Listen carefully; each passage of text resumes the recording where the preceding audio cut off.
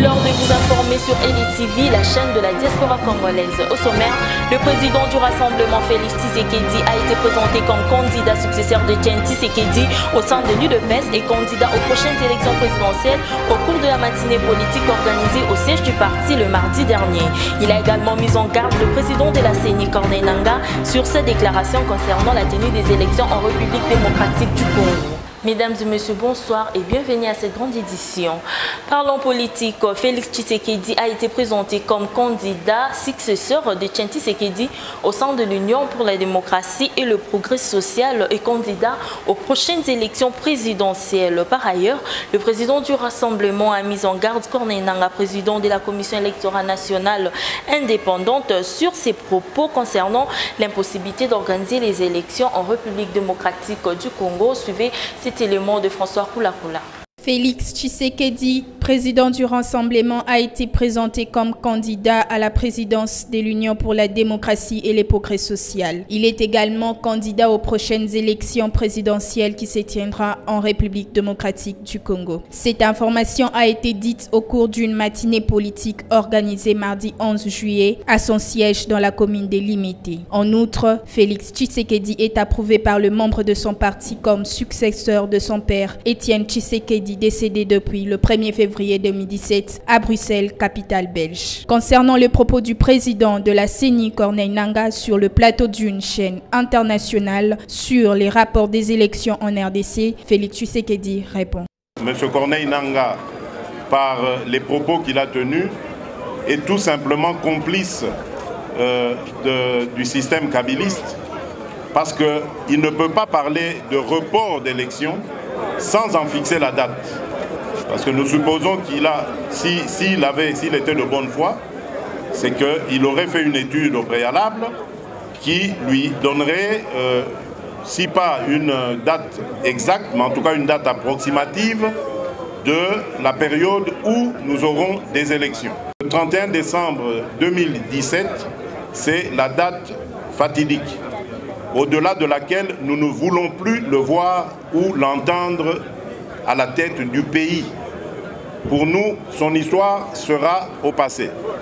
Le 31 décembre 2017, c'est une date butoir, mais tout peut arriver même avant cela.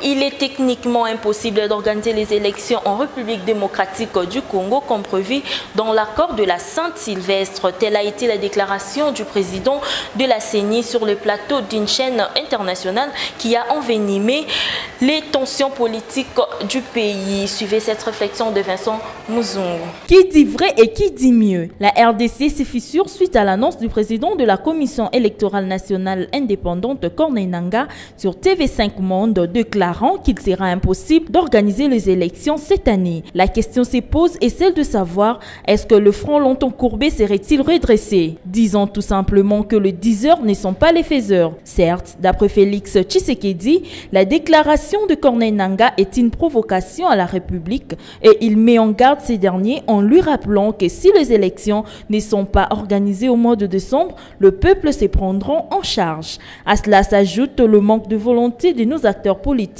à pouvoir se manifester de façon illicite sur la question de l'organisation des élections en RD Congo. Dossier à suivre. Toujours en politique, le président du Conseil national de l'Union pour la nation congolaise, Alembaya Kakassou, a éclairé l'opinion publique sur la position du président de l'Union pour la nation congolaise, Vital Kamerhe, en ce qui concerne le choix de 2 présidents du Parlement à la tête des discussions du Conseil national de suivi de l'accord. Par la même occasion, il a également livré ses impressions sur le propos tenu par le président de la CENI, Corneille Nangaa, sur les élections. Suivez ces propos recueillis. Le propos de Corneille Nangaa, président de la CENI, sur l'impossibilité d'organiser les élections en décembre 2017, tel que prescrit dans l'accord de la Saint-Sylvestre, fait couler d'encre et de salive. Approché par notre rédaction, Alembaya Kakassou est de cadre de l'Union pour la nation congolaise à livrer ses impressions. Ce qui est étonnant, c'est que le point de vue émis par le président de la CENI vient contrarier carrément l'ordre établi des institutions ici. M. Nangaa est un technicien et en tant que technicien, lui devait attendre que le CENSA et le gouvernement puissent se concerter afin de savoir ce qu'il faut faire concernant les élections. Mais ayant pris le devant, lui qui est technicien, pour le dire, c'est qu'il a mis mal à l'aise ces institutions-là.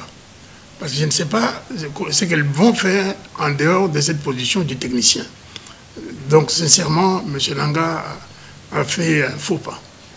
Mais de toutes les manières, le vrai problème, c'est que vous devez savoir que quand nous avions le dialogue de la Cité de l'Union africaine, compte tenu de tous les paramètres qui étaient présentés par la CENI, nous avions souhaité que les élections puissent avoir lieu en avril 2018. Mais sous la pression du dialogue de la CENCO, on a ramené les élections au mois de décembre 2017. Avec tout ce que cela contenait comme difficulté. Et la francophonie est d'accord de venir au secours de la CENI, notamment pour le nettoyage du fichier, pour éviter les doublons, pour éviter d'enregistrer aussi les morts. Et la francophonie est d'accord. Elle dit que le travail peut se faire dans les timings et les élections peuvent se dérouler sans comme prévu avant le 31 décembre. Concernant la position du patron de l'INC, Vital Kamerhe, sur le choix porté aux deux chambres du Parlement pour présider la rencontre de parties prenantes aux discussions du Conseil national des suivis de l'accord, Alain Bayakakassou s'est exprimé tout en se basant sur la lettre de deux présidents du Parlement. En ce qui concerne le CENSA, vous devez savoir que cet organe qui est mis sur place suivant un consensus des différentes composantes, se trouve être au-dessus pratiquement du Parlement.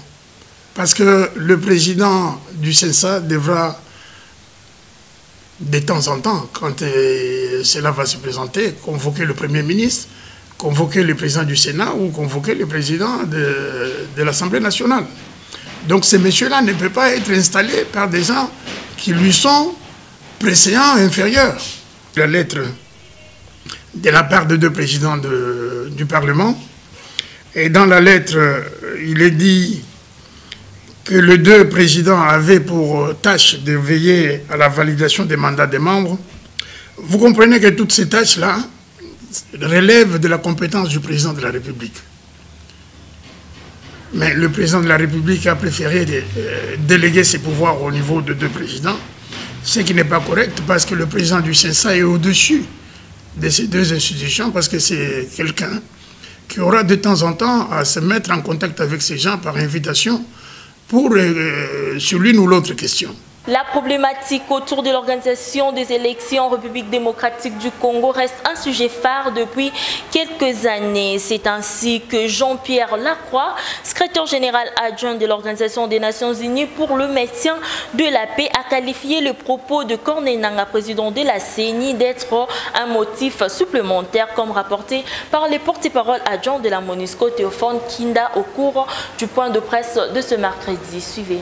Le secrétaire général adjoint de l'Organisation des Nations Unies en charge des opérations de maintien de la paix, Jean-Pierre Lacroix, a déclaré le mardi dernier devant le Conseil de sécurité que les rapports de Corneille Nangaa, président du CENI, constituent un motif supplémentaire de préoccupation, tel qu'elle a indiqué le porte-parole intérimaire de la MONUSCO, Théophane Kinda, au cours du point de presse hebdomadaire de la mission onusienne de ce mercredi 12 juillet 2017 dans son quartier général. Par la même occasion, Théophane Kinda a signalé que le représentant spécial du secrétaire général de l'ONU en RDC avait invité la CENI dans un communiqué à publier un calendrier officiel et consensuel pour les organisations des élections. Concernant la situation sécuritaire dans la province du Kasaï central et l'Omami, le colonel Ag, porte-parole militaire de la MONUSCO, a souligné qu'elle reste volatile suite à l'activisme des miliciens Kamwina Sampou et aux multiples violations des droits de l'homme commises dans cette zone. La force de la MONUSCO et ses secteurs substantifs continuent de fournir des efforts significatifs dans le but de dissuader les activités négatives et les violations des droits de l'homme afin d'assurer la protection de la population. À présent, un de nos reporters est sur terrain pour nous éclairer sur la situation sécuritaire dans son ensemble. Claude Moubembi, quelle est la situation sécuritaire actuellement? Oui, Denise, la situation sécuritaire ici dans la République démocratique du Congo est presque totalement normal parce que tout le monde est en train de vaguer dans ses préoccupations, très à l'aise.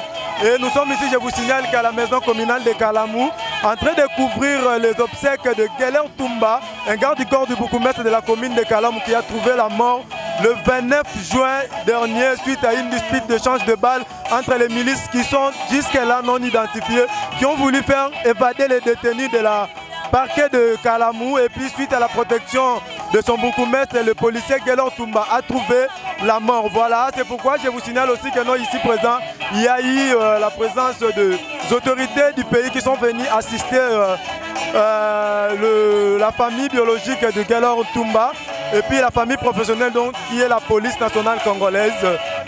Voilà, c'est un peu ça Denise. Merci beaucoup, c'était Claude Moubembi, EDTV, Kinshasa. Merci Claude Moubembi. En sport, le tout-puissant Mazembe qualifié pour le quart de finale de la Coupe de la Confédération africaine et sera face à l'équipe angolaise Recreativo le week-end du 8 au 10 août 2017. Suivez les réactions de quelques membres de l'équipe qui se sont livrés au micro de EDTV.